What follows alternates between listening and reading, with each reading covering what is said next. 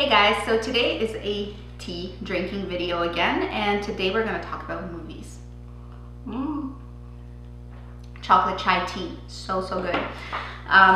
So why I wanted to film this video is because sometimes I'm looking for things to watch and I don't necessarily need to go and see every new release out there. And I'm kind of fond of older movies as well, so I just wanted to sort of give you a rundown of the films that I had watched in the last few months that did indeed impress me a lot. So perhaps if you're looking for something to watch sometime, you can try one of these out and you can let me know if you liked it or not. Of course, this is all subjective and we all like different things, so perhaps you and I have the same taste in movies. And if so, then we can all share what kind of films we recommend for each other in terms of, you know, quality cinematography. Film number one, and I'm going to try not to do any spoiling for you, but giving you a premise of the movie so you have an idea of what it is that the movie's about and what kind of film it is, so that you don't sit down expecting a comedy and end up crying. First film is I Am Sam. I Am Sam is a fantastic movie. It's not new. I discovered it thanks to my best friend's girlfriend, actually. We have a bit of a movie club going on amongst us. Each one of us picks a movie on rotation, basically, and sort of introduces the rest of us to this particular film. Number one, Taryn, my best friend's girlfriend, had picked it, and this was a fantastic choice. I didn't even know of the existence of this movie. It's a very well-known film. It stars Sean Penn. And Sean Penn in that movie, I mean, regardless of what you think of who Sean Penn is as a person, he is a great actor. He is a really good actor. He's gifted. He knows his craft. He portrays the main character of this film flawlessly. I couldn't imagine it done better by anybody else. So here Sean Penn basically portrays a character who is a man of delayed development, some disability, and this man becomes a father unexpectedly. And then how this person who lives in a very specific way and obviously has specific limitations is trying to bring up this child and the roadblocks that they have to both deal with. It's a fantastic movie. It's beautiful. It's a tearjerker. If you are not ready for a tearjerker, then I feel like you shouldn't be watching it, but it is definitely a very heartfelt, very kind, loving sort of film. And Sean Penn is just amazing in it, very believable. The actress playing the little girl is extremely good. It doesn't leave you high and dry. It doesn't leave you tragically regretting having watched it, because it's just so sad. It is sad in many ways, but there's a light at the end of the tunnel. So I think it's a beautiful movie. Casting is absolutely flawless. It's one of those films that has just like a handful of actors throughout the whole film, and that's how it should be. In that type of a film, I believe that actor play is the only thing that can reflect such an interesting, cool script. You have to have good actor play. You know, this is not an action movie where everybody's shooting at everybody and basically it doesn't matter if you can act or not, and most of the time people can't in those kinds of movies.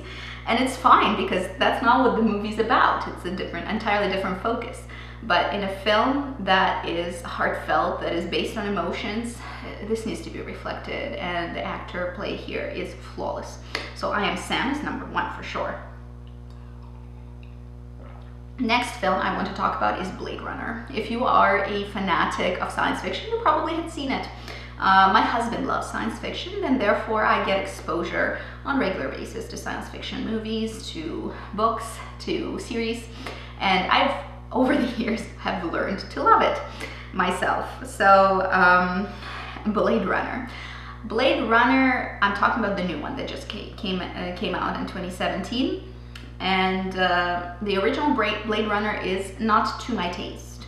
I know it's a holy grail film for most, or a lot, or most, I guess, of science fiction buffs who really love the original movie with Harrison Ford and the book. I think Do Androids Dream of Electric Sheep is the name of the book. from which the script was pulled for the first film, and it's a beautiful book. I've been really impressed with it. The first film, I like the premise, I like the story. The photography wasn't really my thing.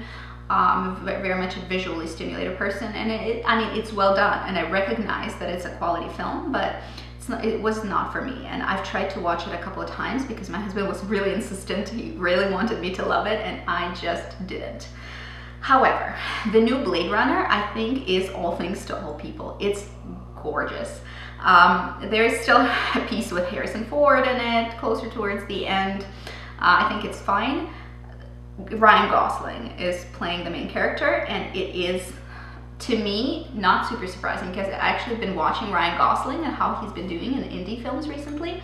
I mean, I know that he has this history of rom-com sort of success, and that's where he built his career. That's how he came up, and that is really what allowed him to do whatever he wants at this point in the film industry. And for the last few independent films that he did, I was in awe of his actor potential. He is an amazing actor. He's definitely going to be in one of those, you know, there's every generation, there's like a handful of really great actors. The character portrayal in Blade Runner is just, puts me over the edge. It's really, really good.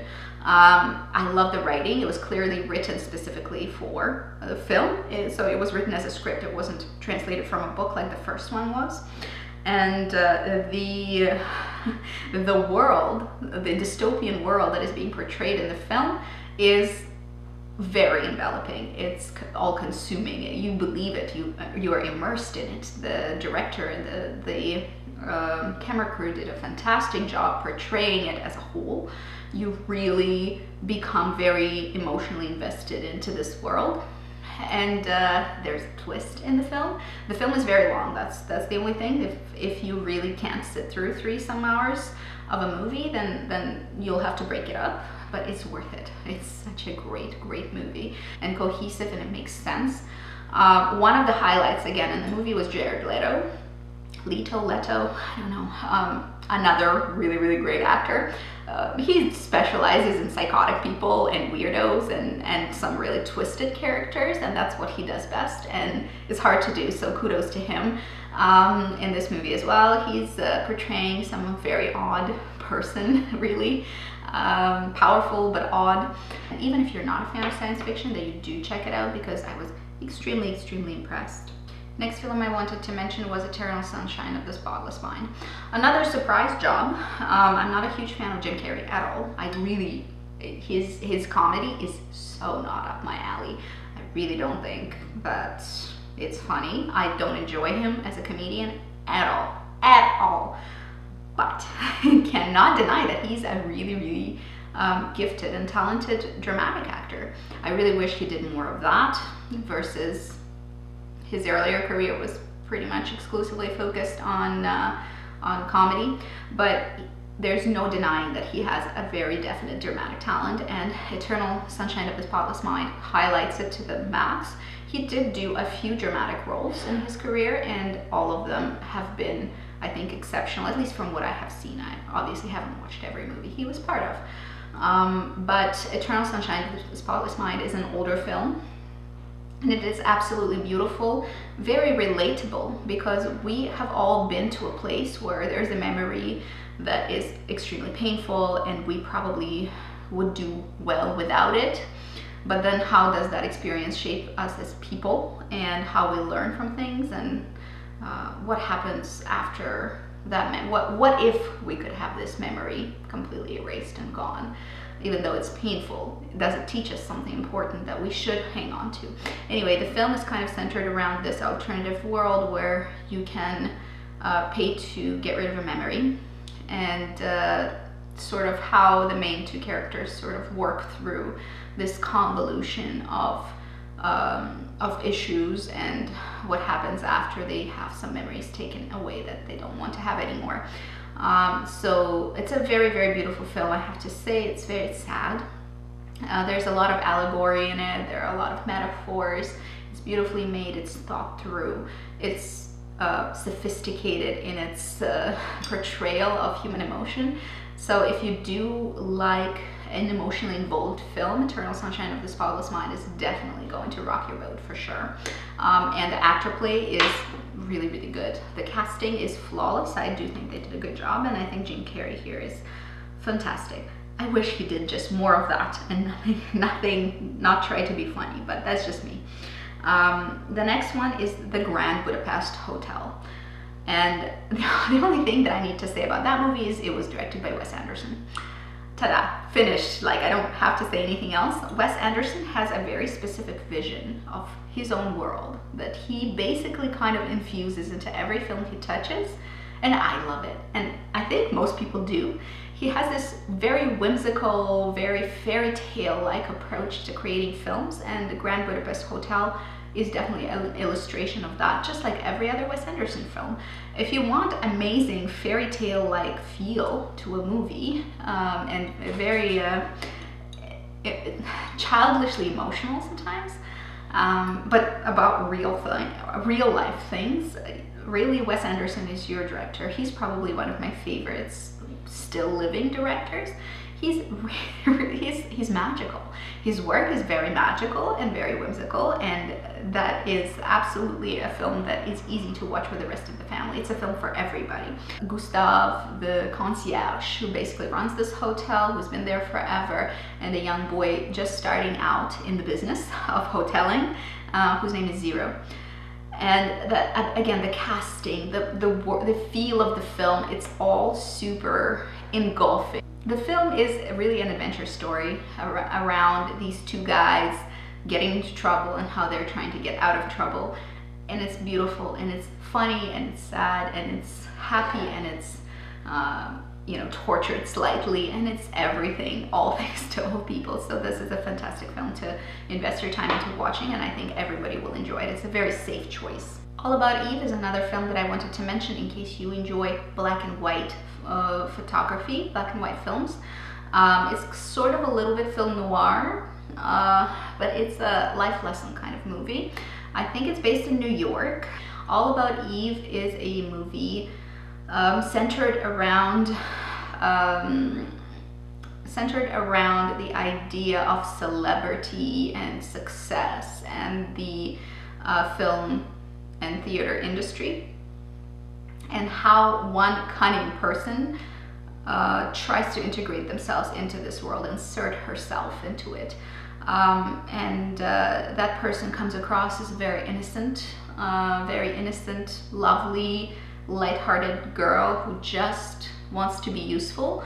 But as the film develops, you see sort of the motivation, you see who that person is, how cunning she is, how fake she is, and how she wants to undermine people who were ultimately there for her, for her own gain.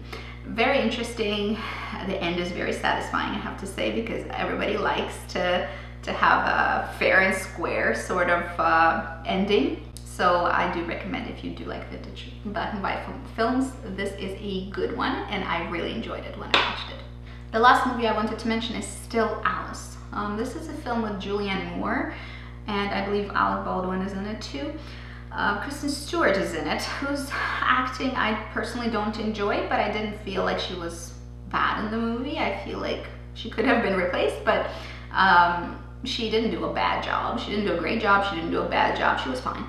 But Julianne Moore really did an absolute star job in the film, and this film is also very difficult because, again, just like I Am Sam, it's a handful of actors carrying through the entire story. It's an emotional and very character-based film, and we have here this woman who's been diagnosed with early Alzheimer's and how it affects her life and her family's life.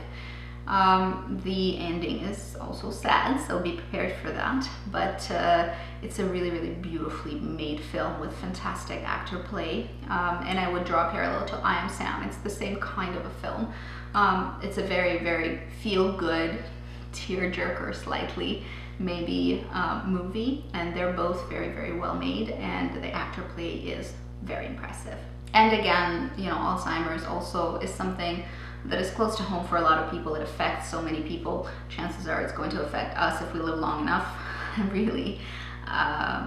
it's a scary thought, but it's the reality, and it's kind of interesting to see the portrayal of that reality and how people around that character are dealing with it and how it affects them.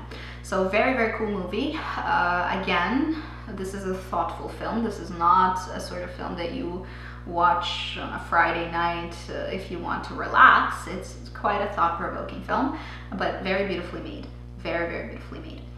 And that's it for today. Those are the movies that I recently had watched and wanted to share with you in hopes that perhaps you would be interested to watch them as well. Most of them, or all of them I should say, are very special in their own way. Let me know down below in the comment section if you have watched any of them, and if so, what did you think of them? Did you enjoy them? Do we have similar tastes in films, and if so, what would you recommend for me to see?